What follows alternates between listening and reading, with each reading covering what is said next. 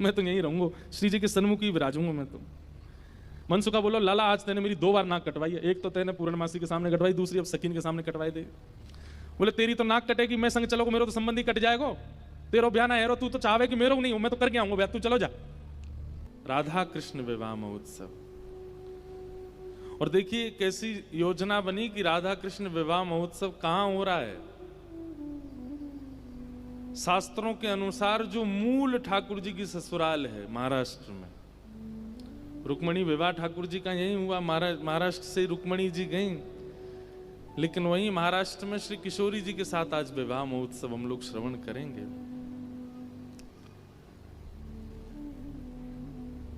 आज परम पावन तिथि है, बुद्ध पूर्णिमा, वैशाख पूर्णिमा, सबके लिए अलग अलग रूपों से ये पूर्णिमा का स्वरूप है। हमारे दत्त परंपरा का पालन करने वाले यहाँ दत्त धाम में आकर के ठाकुर जी की पालकी करते हैं। बौद्ध धर्म को मानने वाले आज अपने अनुसार अपनी उत्सव मनाते हैं। वैशाख पूर्णिमा की वैदिक रीति को समझ करके उसके अनुसार कई उसके नियमों का पालन करते हैं। पर हमारे श्रीधाम वृंदावन में सबते प्यारे ठाकुर, सबते दुलारे ठाकुर, ब्रजवासीन के बड़े लाडले ठाकुर श्री राधा रमन लाल जी का आज प्राकट्य दिवस है। आज ही के दिन हमारे प्यारे श्री राधा रमन लाल जी प्रकट भये।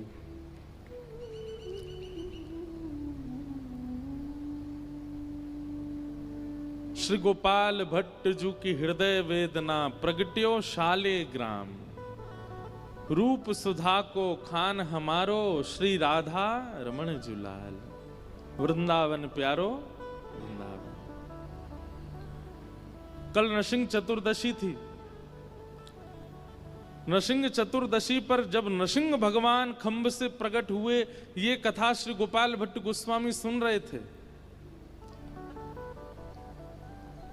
और तभी बहुत दिन से वेदना तो चल रही थी। उसकी कई कथाएं मैंने कई बार विस्तार से सुनाई हैं कथाओं में। हमारे श्री हरिराम व्यास जी महाराज आए और आकर के ऐसा पद गा गए, झूले रे झूले मेरी गंड की नंदन, मानो भट्टा कड़ी में बोरे अंग लगायो चंदन, झूले रे झूले मेरे गंड की नंदन। श्री गोपाल भट्ट गोस्वामी अपने ठाकुर शालिग्राम जी को झूला उत्सव कर रहे थे, झूला झूल रहे थे ठाकुर जी, झूला झूल रहे थे। सब बड़े बड़े रसिक जन आए, आकर के वहां पर सुंदर सुंदर भाव सुना रहे थे। इतने में ही श्री हरिराम व्यास जी आए, उनसे निवेदन किया कि आप भी कुछ सुनाओ। तो हरिराम व्यास जी गा रहे हैं, मानो भट्टा कढ़ी में बोरे अंग लगायो चंदन, झूले रे झूले मेरे गंड की नंदन। एक प्रकार से महाराज जी व्यंगात्मक रूप में पद गाया हरिराम व्यास जी ने। बोले कैसे लग रहे हैं? बोले ऐसे लग रहे हैं जैसे मानो बैगन को कढ़ी में बोर दिया हो। बैगन को कढ़ी में बोर दो तो उस पर अपने आप पीला पीला कड़ी लग जाती है, तो ऐसे ही लग रहे हैं शालिग्राम भगवान के ऊपर जो चंदन लगा है वो ऐसा ही लग रहा है जैसे कि मानो बैगन कड़ी में बोर दिया हो। अब उन्होंने तो ऐसे ही आनंद में गा दिया, लेकिन गोपाल भट्ट गोस्वामी जी को बड़ी वेदना हुई इस भाव से। जैसे श्री गोविंद देव जी के नाक है, मुख है, आंख है, कान है, हाथ है, चरण है, जैसे श्री मदन मोहन जी का सौंदर्य है, जैसे श्री गोपीनाथ जी का सौंदर्य है, ऐसे आपका क्यों नहीं है? इस वेदना से अपने शालिग्राम प्रभु के सामने रुदन करने लगे।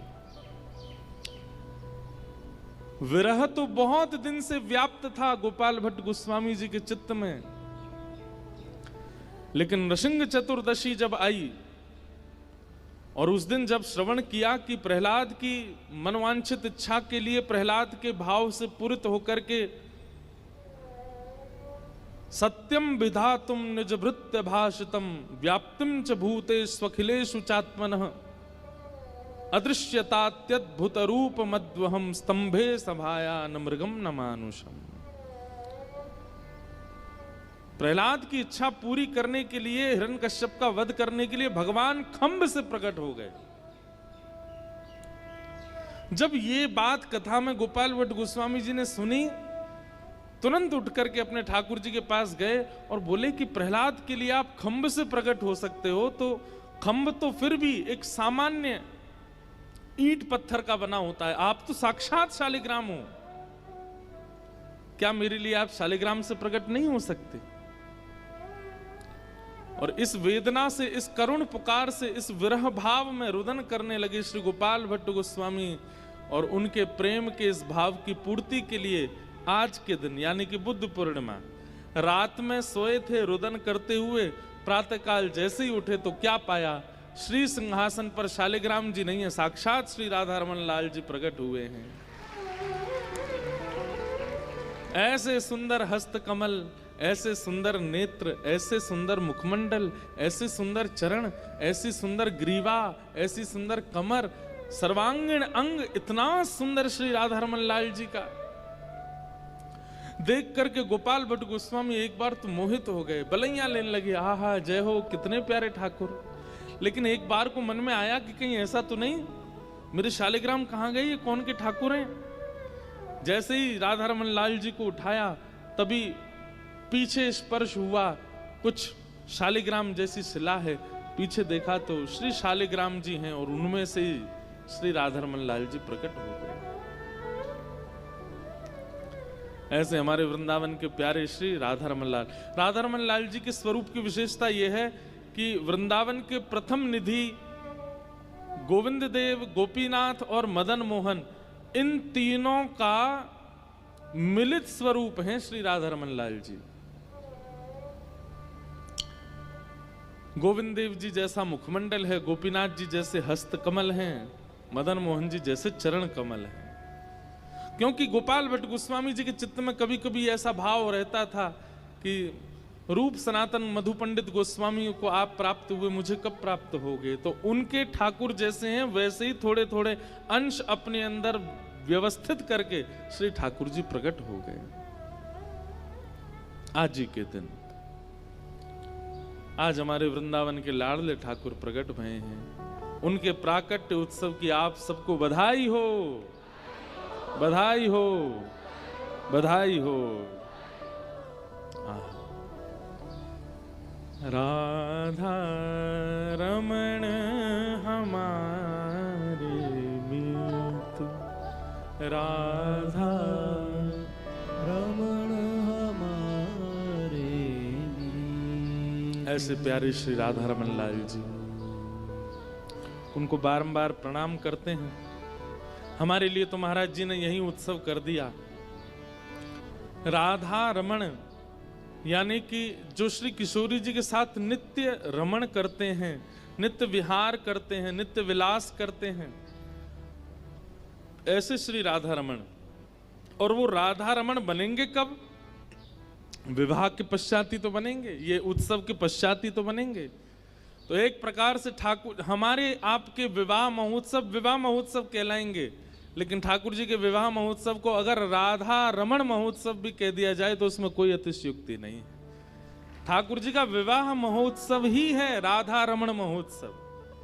श्री राधा जी के साथ, किशोरी जी के साथ रमण महोत्सव ही विवाह महोत्सव है ठाकुर जी का। आज यहाँ ठाकुर जी का विवाह हमको पहले पता होती तो यहाँ सामने रंगोली में लिखवा देते श्री राधा रमण महोत्सव, तो राधा रमन जी का प्राकट्य उत्सव भी माना जाता और विवाह उत्सव भी उसी में ही हो जाता। ऐसे प्यारे राधा रमन लाल जी को हम बारंबार प्रणाम करते हैं। और आइए अपने ब्रज के भाव में, ब्रज की लीलाओं में पुनः प्रवेश करते हैं। कल हम लोग श्रवण कर रहे थे कि किशोरी जी नंदगांव आई हैं और नंदगांव में श्री यशोदा मैया लाली को श्रृंगार कर रही हैं। श्रृंगार करके लाली को सुंदर सजाए करके और किशोरी जी के गोद में चावल, बतासे और कुछ कुछ सामग्रियां, जिस प्रकार से गोद भराई होती है ऐसी सामग्रियां धर दी यशोदा मैया ने। और मैया प्रार्थना करने लगी, आकाश में सूर्य को देख करके दंडवत करने लगी और सूर्य नारायण से बोली कि हे सूर्य नारायण, मेरे लाला के काजे सुयोग कन्या तो जई है, ऐसी कृपा कर दियो कि यही ते हमारे लाला को ब्याह है जाए, सब संपन्न है जाए। अरे देवी देवताओं, मैंने तुम्हारे काजे अगर समय से सब नियम किए हों, सब पुण्य किए हों, सब व्रत किए हों, अनुष्ठान किए हों, तो आप सब देवी देवता मेरे सेवा से प्रसन्न है करके मेरे लाला के काजे किशोरी जी जैसी किशोरी ही वधू रूप में लेके आई हूं। ऐसी प्रार्थना श्री यशोदा मैया कर रही हैं। किशोरी जी ठाकुर जी से पूछ रही हैं, मैया कहा कर रही हैं? ठाकुर जी बोले कछु ना कर रही, रोज को नियम है मैया को। हमारे ब्रज लीला में तो कहें कि ठाकुर जी बोले हनुमान चालीसा को पाठ कर रही हैं, लेकिन मन में भाव आयो कि भाई तब तो हनुमान चालीसा की रचना ही ना भई होगी। गोस्वामी तुलसीदास जी महाराज तो कलयुग में प्रकट भये, लेकिन हमारे लाला तो नित्य हैं, आज भी लीला कर रहे हैं।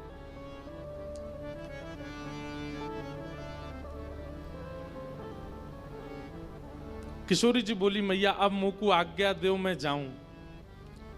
और श्री किशोरी जी वापस बरसाने की ओर जा रही है। यहां बरसाने में कीर्ति मैया बड़ी व्याकुल,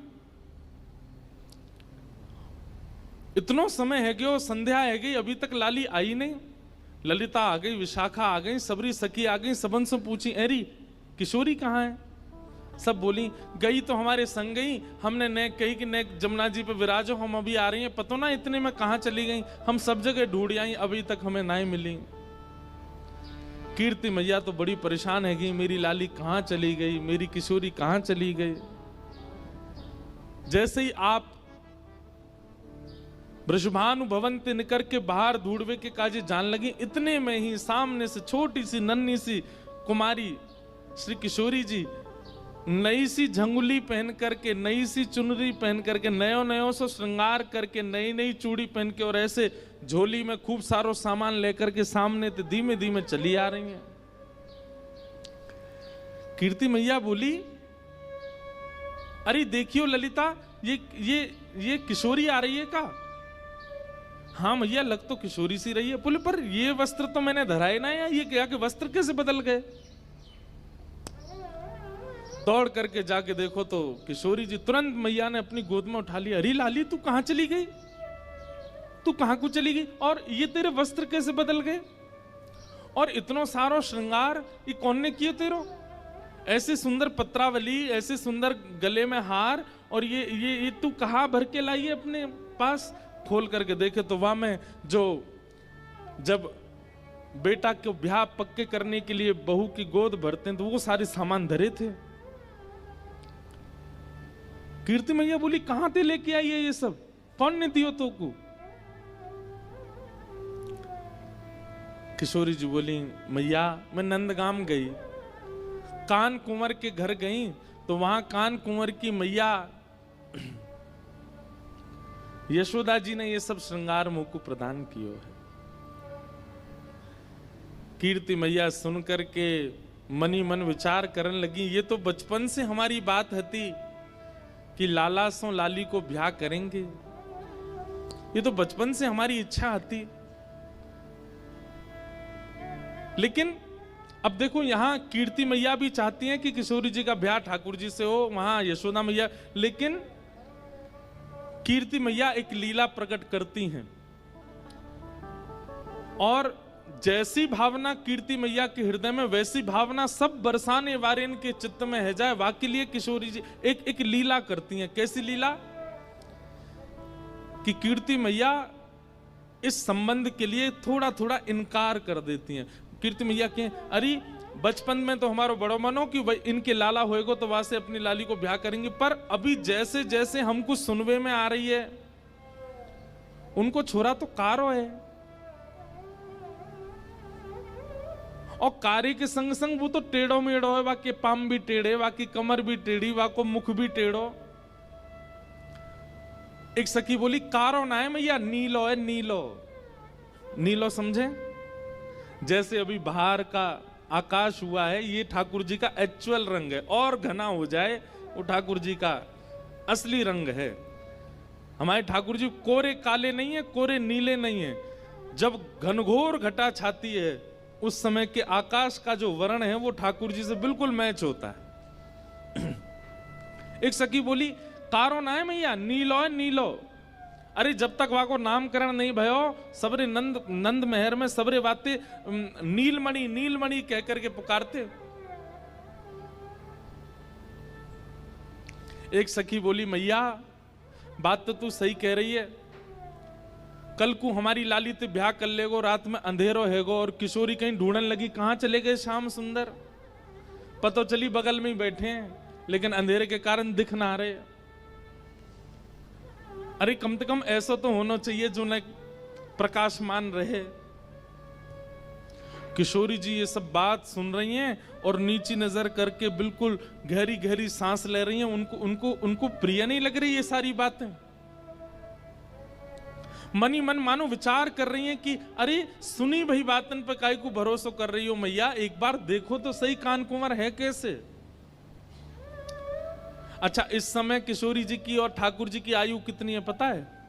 5-5 वर्ष के हैं दोनों। 1 वर्ष बड़े होंगे ठाकुर जी, 6 वर्ष के होंगे, बस इतने छोटे छोटे से हैं।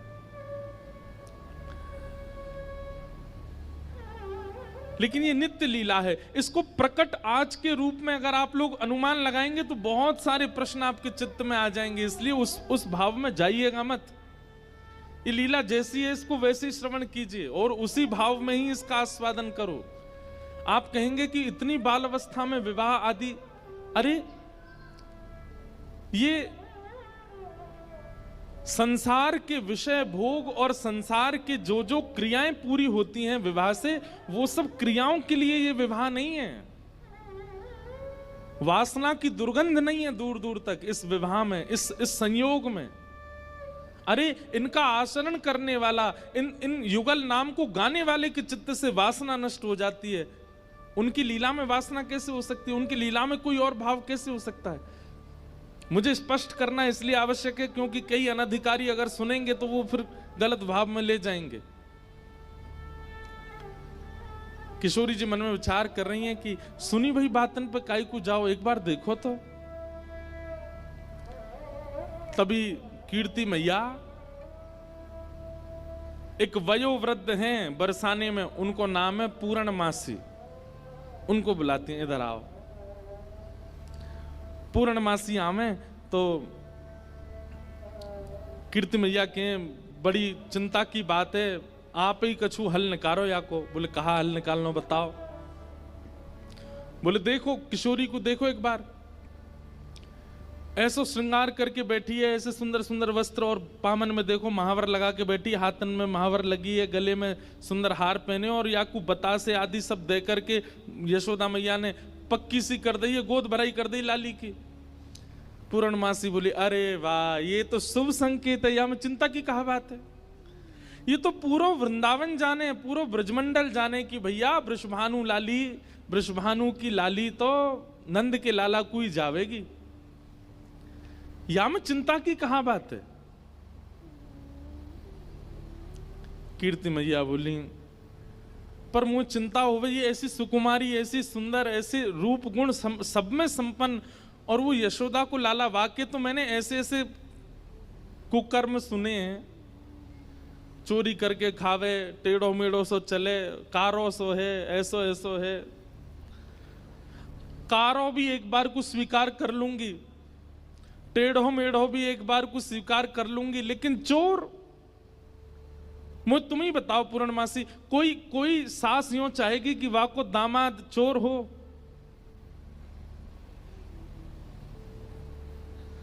पूर्णमासी बोली कन्हैया चोर है? बोले हाँ। और तुम सबरे कौन हो? बोले हम सबरे तो राजघराने के हैं, हम तो सबरे राजा हैं, रानी हैं, ऐसे हैं वैसे हैं। पूर्णमासी बोली देखो जाए तो संसार में सब चोर हैं, या संसार में चोर तो कोई ना बचो। देखो तो सब चोर जगत में, देखो तो चोर जगत में। राज्य के चोर हैं राजा रानी, राज्य के चोर हैं राजा रानी, शहर चोर व्यापारी, शहर चोर व्यापारी। पांच चोर सबके उर्माही, पांच चोर सबके उर्माही।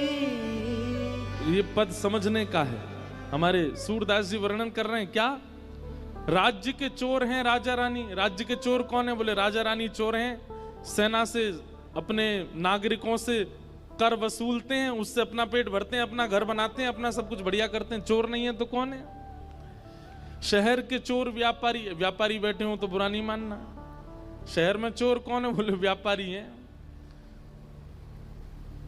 जो वस्तु 5 रुपए की है उसको 8 रुपए की देते हैं। बीच में तो कुछ ना कुछ चोरी करी जा रही है। पांच चोर सबके उर्माही। हम सब के अंदर 5 चोर हैं। रूप, रस, स्पर्श, गंध और शब्द, इन पांचों को चुराने के लिए हमारी सारी इंद्रियां भाग रही हैं। कोई रूप के पीछे भाग रहा है, कोई स्पर्श के पीछे भाग रहा है, कोई शब्द के पीछे भाग रहा है। सब चोर हैं संसार में। ब्रह्मा चोर आए वृंदावन, ब्रह्मा चोर आए वृंदावन। बालक बच्छ चुरायो, बालक बच्छ चुरायो। हाँ, इंद्र चोर पृथु का है चोरों, इंद्र चोर पृथु का है चोरों। बहुपाखंड बनाए, बहुपाखंड बनाए। अरे वो कन्हैया तुम्हें चोर दिख रहा है, चोर तो ब्रह्मा भी है। भागवत जी में लीला कथा आती है, विस्तार नहीं करूंगा। ब्रह्मा जी आए, आकर के ठाकुर जी के ग्वाल वालों को चोरी करके ले गए। बोले इंद्र चोर। इंद्र कथा आती है कि पृथु महाराज के घोड़े चुरा करके इंद्र भाग जाता था। बोले जब ब्रह्मा चोर हो सकता है, इंद्र चोर हो सकता है, तुम चोर हो सकते हो, राजा रानी चोर हो सकते हैं, व्यापारी चोर हो सकते हैं, तो फिर अकेलो कन्हैया बदनाम काय को किया जा रहा है। और शंकर चोर हरत सब अवगुण, शंकर चोर हरत सब अवगुण। शिव शिव जोई पुकारे, शिव शिव जोई पुकारे। शंकर जी के आगे जो शिव शिव कहता है, ये भी उसके अंदर के सारे अवगुणों का हरण कर लेते हैं, चोरी कर लेते हैं। वो भी चोर हैं। संत चोर, संत भी चोर हैं। बोले क्यों? हरि हृदय चुरायो, संत चोर हरि हृदय चुरायो। तुकाराम जी महाराज ने पंडरीनाथ भगवान का हृदय चुरा लिया। बिना तुकाराम जी की वाणी सुने विठल को सुख नहीं मिलता। जनाबाई, बिना जनाबाई के स्वर सुने ठाकुर जी को रहा नहीं जाता। रात में मंदिर बंद होने के बाद जाते हैं जनाबाई के पास सुनने के लिए, सुनाओ मुझे कुछ। संत चोर हरि हृदय चुरायो, संत चोर हरि हृदय चुरायो। जो त्रिभुवन विस्तारी, जो त्रिभुवन विस्तारी। देखो तो सब चोर जगत में, देखो तो सब चोर जगत में। और फिर अंत में पूर्णमासी क्या कह रही है? सब मिल चोरी करी श्याम की, सब मिल चोरी करी श्याम की। जो जासे बन आई, जो जासे बन आई। अरे हम लक्ष्मी भी कमाते हैं तो वो भी तो चोरी है। ठाकुर जी की पत्नी है वो। कौन बच रहा है? अगर हम वेद अध्ययन कर रहे हैं, शास्त्र अध्ययन कर रहे हैं, तो ये ठाकुर जी की बुद्धि है, ठाकुर जी का ज्ञान है, उसका भी तो हरण कर रहे हैं। आप कहेंगे हम तो उसको मेहनत करके पा रहे हैं। चोर भी बहुत मेहनत करता है, अर्धरात्रि में टॉर्च लेता है, धीमे धीमे कदमों से जाता है, घर के ताले तोड़ता है, भीतर घुस के तिजोरी से सामान, वो भी तो कह सकता है मैंने बहुत परिश्रम किया, आप मुझे क्यों मार रहे हो। सूरदास सठ कहाँ लगी वरणो, सूरदास सठ कहाँ लग वरणो। सूरदास जी कह रहे हैं भैया कहां तक वर्णन करूं मैं चोरियों का, लेकिन घूम फिर करके चोर नाम केवल एक को ही दिया गया, माखन चोर कन्हाई, माखन चोर कन्हाई।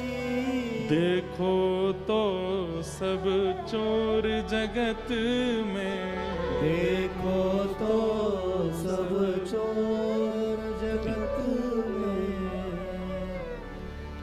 पूर्णमासी ने ऐसो पद सुनायो, कीर्ति मैया बोली अरे एक चोर शब्द कहा बोल दियो, तुम तो बिल्कुल ही जो है का रोवे को आतुर रह गई हो, मतलब ऐसे कौन करे। अरे भाई मैं सास हूं, मैं बोल सकूं कि मेरो जमाई चोर न होए, आप तो पूरी सब चोर बता दिया आपने। अरे कीर्ति मैया तूने एक विचार कर,